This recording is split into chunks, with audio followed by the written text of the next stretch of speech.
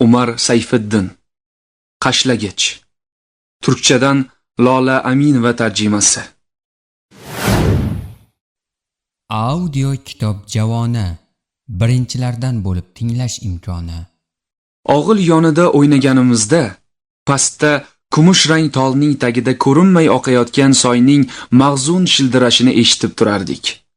Uyimiz ichki hovlining ulkan kashtan daraxtlari ortida ko'rinmay ketardi.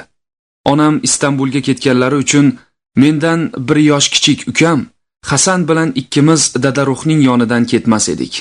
Dadaruh dadamning otboqari, qari kishi edi. Otlarni yaxshi ko'rganimiz uchun saharda uyg'onishimiz bilanoq og'ilga chopardik. Dadaruxning yonida bo'lib, otlarni sug'orib kelish, ularni minish zavq bag'ishlardi. Hasan bo'lsa qo'rqar, yolg'iz minolmasdi. Dadaruh otga minib, uni oldiga o'tkazib olardi. Xaltalarga arpa solish, yem to'rvalarini o'tga to'ldirish, og'ilni tozalash, go'ng tashish eng qiziq o'yindan ham ortiq. Bizning jon va dilimiz edi. Otlarni qashlashni aytmaysizmi? Eng zavqlisi shu edi. Dadaruh qo'liga qashlag'ichni olib, soat tovushiday qitirlata boshlashi bilan tamom joyimda tura olmas, men ham qashlay deb xoli joniga qo'ymasdim. Shunda Dadaruh meni To'sin ismli otga mindirib, qo'limga qashlag'ichni berar va qani qashla derdi. Bu temir asbobni yilqining terisiga qirchishlagan bo'lardim. Biroq o'shanday qitirlagan tovushni maromiga yetkazib chiqara olmasdim.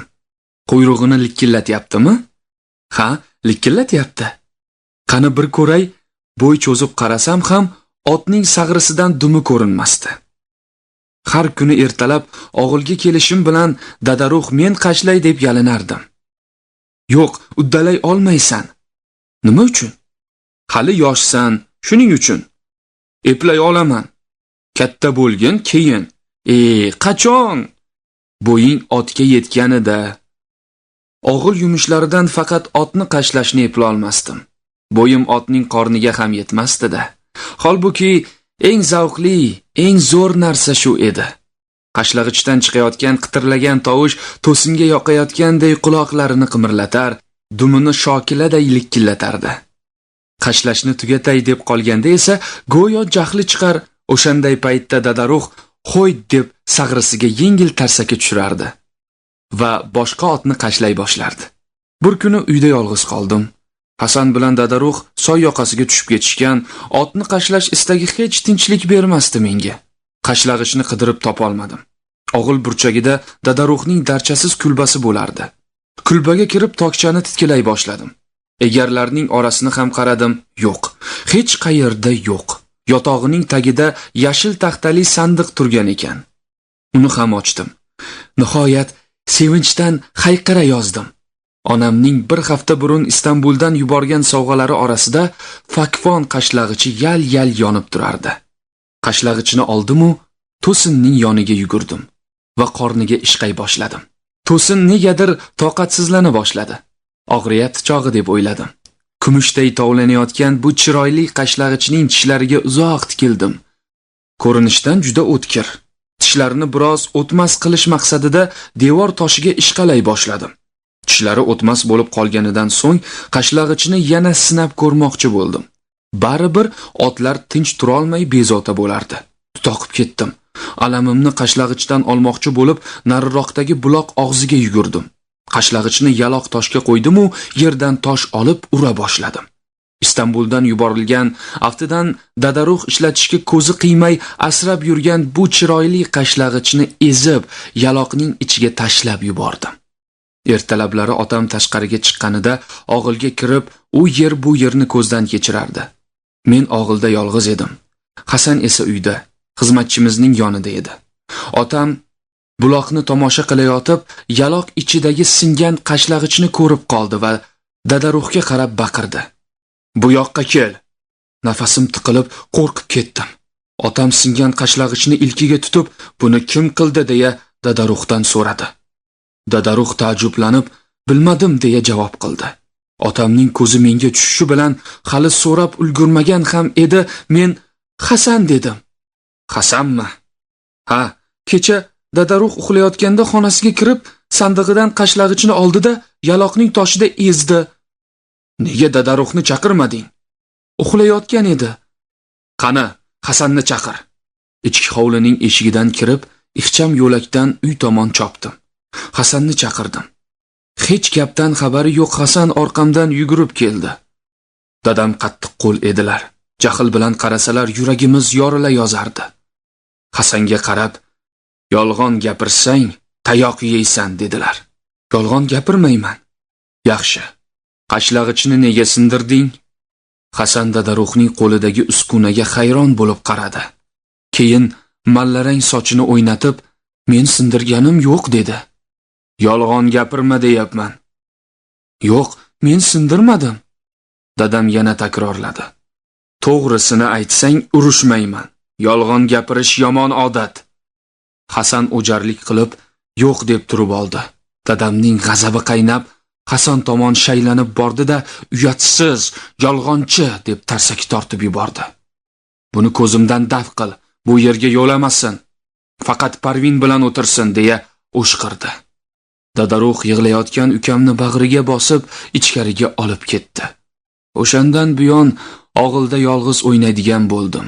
Hasan esa uydan chiqmaslikka mahkum qilingandi. Onam Istanbuldan qaytganlaridan keyin ham dadam Hasanni kechirmadilar.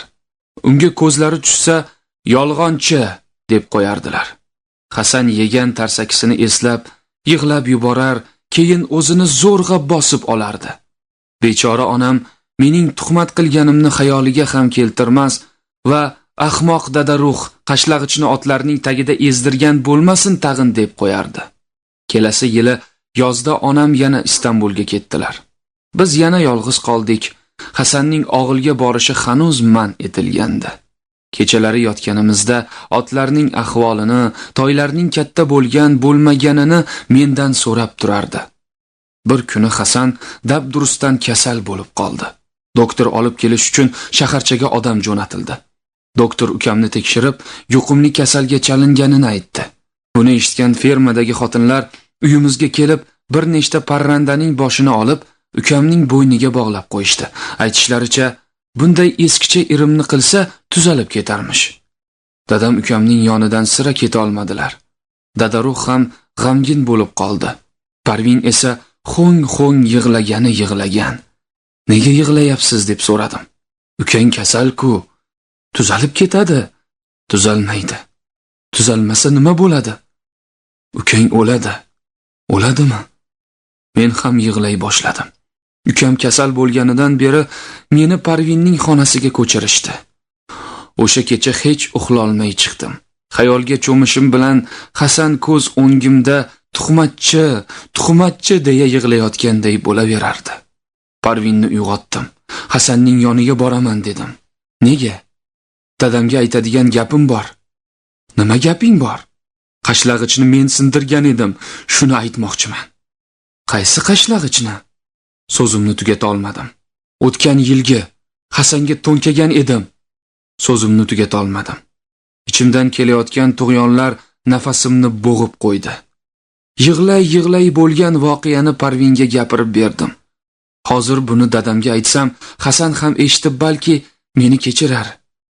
"Ertaga aytasan" dedi Parvin. "Yo'q, hozir boraman. Hozir dadang uxlayapti. Ertaga ertalab aytasan. Hasan ham uyquda. Ertaga uni quchoqlab, o'pib kechirim so'rasang, kechiradi." "Xo'p, yaxshi.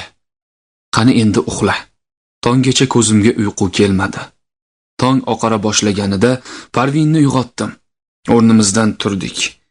Ichimni qiynayotgan azobdan bo'shalish uchun shoshib borardim. Lekin ming afsus. Bu kecha bechora, gunohsiz ukamning joni uzilgan ekan. Ayvonda qishloqning imomi bilan Dadaruh ko'zda yosh bilan dadamning tashqariga chiqishini kutib turardilar. Audio kitob javona birinchilardan bo'lib tinglash imkoni.